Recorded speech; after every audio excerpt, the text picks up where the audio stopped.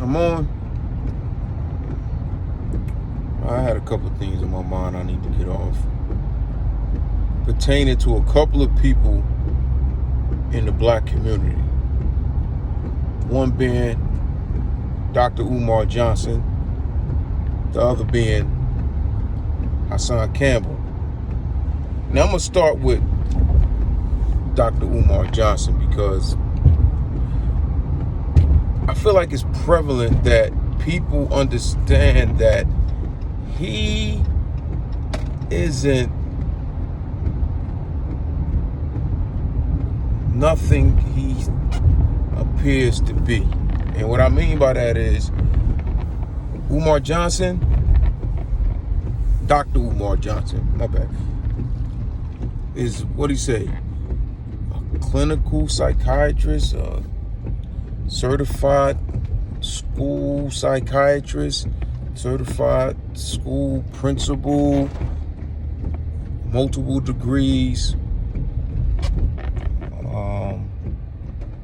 well-traveled, #1 requested scholar in the world. That is some heavy words. That is heavy words. But we got one problem. I'm all about the receipts, man. And it seems like, not for nothing, nothing is clean. And when I say clean, I mean, whenever you want to prove something to somebody and you're right, normally it takes you nothing to prove it. You had the evidence, you had your receipts, it's not forged, everything is proven, case closed. But it just seems like with him, the case isn't closed. It's more like, here's the receipts, but I got a couple of alterations on there, if that makes sense. It's altered. It's not true 100%. Now, I'm not saying everything on there is false, but it's not true 100%. And for me, I'm a guy about receipts. Look, I ain't no clinical psychiatrist.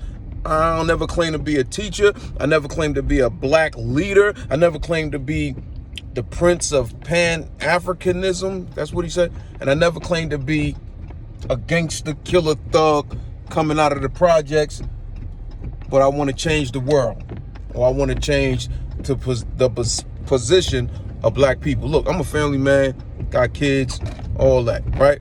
I ain't on here, got a wife. I ain't on here trying to say, yo, I can change everything, believe me, and give me your time, money, and energy.